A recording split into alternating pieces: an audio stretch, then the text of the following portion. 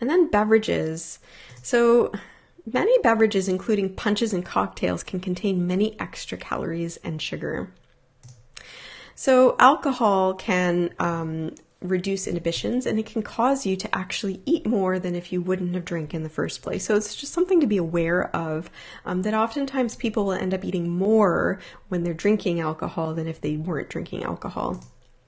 It can be helpful to have 1 to 2 glasses of water in between drinks because first of all, that will help to slow down the rate at which you're drinking alcohol. Second of all, it's going to help to keep you hydrated, and it's going to help to support preventing an unwanted hangover in the morning, as well as helping to control the level of inhibition you might achieve in terms of the amount of alcohol you're consuming. And now, one thing to consider is that beer can be the worst culprit in terms of, the amount of calories, the amount of carbohydrates, and the effect that it's going to have on insulin and metabolic hormones. So beer, it could be something that you might want to consider avoiding or keeping to a minimum. Better options in terms of blood sugar reactions are going to be spirits, so things like rye, whiskey, vodka, things like that. But pay attention to the mix in which you've added the spirits, because sometimes we will add them to pop or juice or energy drinks and things like that. And most of the times these mixes that we're adding the spirits into contain a lot of extra calories and added sugar. It's also important to note that tonic water will contain just as much sugar as soda pop. It's not the same thing as club soda, which is basically water and carbonation. And so there's no added sugar in club soda. And sometimes people can get this mixed up with tonic water, which contains quite a bit of added sugar. And then there's non-alcoholic beverages, which can surprisingly contain quite a bit of added sugar, and the sugar is highly refined and will enter the bloodstream really quickly, which will cause a really quick and large insulin spike. So some common non-alcoholic festive beverages, eggnog, can contain 20 grams or 5 teaspoons of sugar per cup of eggnog. Apple cider can contain 7.5 teaspoons of sugar per cup. And so it's important to consider, some people will say, yeah, but apple cider, it's made from apples, so it must be good for us.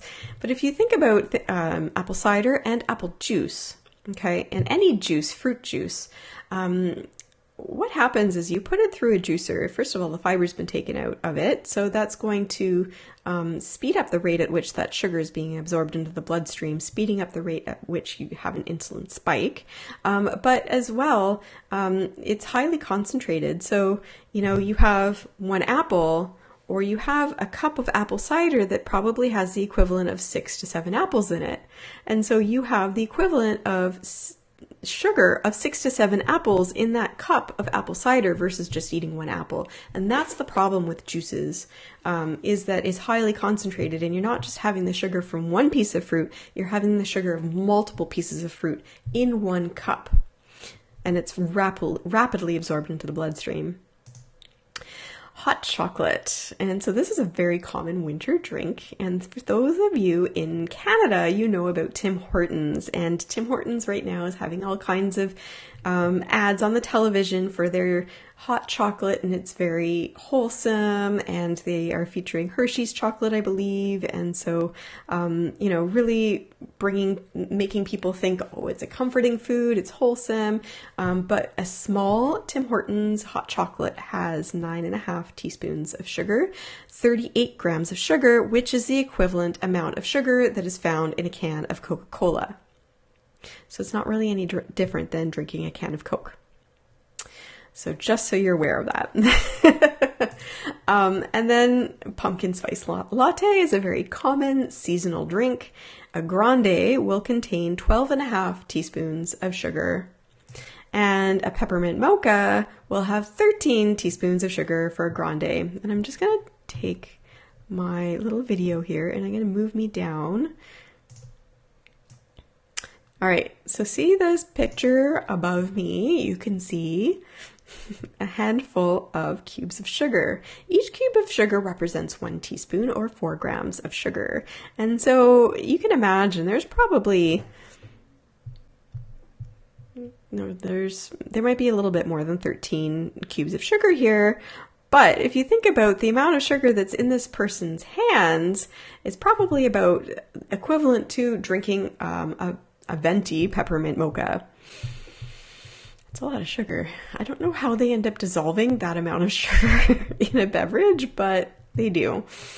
So just to be aware that non-alcoholic beverages are commonly a huge culprit in terms of unwanted holiday weight gain, and it's the easiest thing to first of all avoid or reduce or avoid. And I mentioned this in my Crack the Sugar Habit 7-day email course, that avoiding sweetened beverages is the first step in terms of minimizing added sugar. And obviously other sources of non-alcoholic beverages of sugar would be soda pop, sweetened iced tea, even fruit juice, keeping that to a minimum or avoiding it, because it's better just to eat the whole fruit if you're going to want to have fruit. And so that is something I'm just raising awareness about certain things and what they can actually be doing to your body. So the best beverage choices. So sparkling water. Obviously, plain water is going to be your best option, but if you want something a little different or more interesting, sparkling water and herbal teas are really great options. It can be helpful to bring some tea bags with you just in case. So I usually have a couple of tea bags in my purse, and so that I can enjoy a nice cup of herbal tea after a meal. And so it is actually very good to know that peppermint tea and chamomile tea can be very helpful herbal teas to help you to better digest your meal. So these are really great teas to have after a meal. And chamomile tea actually before a meal can help to stimulate the digestive processes as well. So it can be a really great pre-meal drink as well. And you can also put ice in your teas, your herbal teas, and make them iced teas without all that added sugar. So that's another option as well. And then sparkling water and club soda as well can be an option that you can usually find at most parties and restaurants. And you can make your sparkling water or club soda more interesting by adding things to it like berries, lemon, mint, ginger. Really, the sky's the limit. And you can see here they've added mint and lime to sparkling water. So it's kind of like a virgin mojito. And so you can, having something like that, you can kind of feel like you're indulging in a cocktail, even if you want to limit or avoid the amount of alcohol you're consuming.